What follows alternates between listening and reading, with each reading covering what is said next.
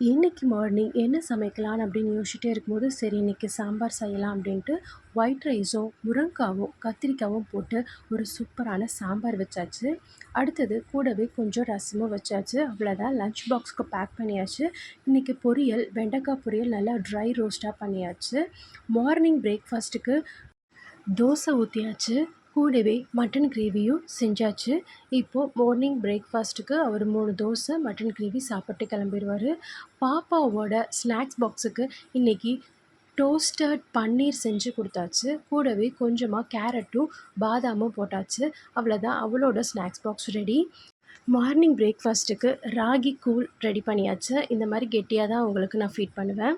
இன்றைக்கி உங்கள் வீட்டில் என்ன ஃபுட்டுன்னு சொல்லி கமெண்ட் செக்ஷனில் கமெண்ட் பண்ணுங்கள்.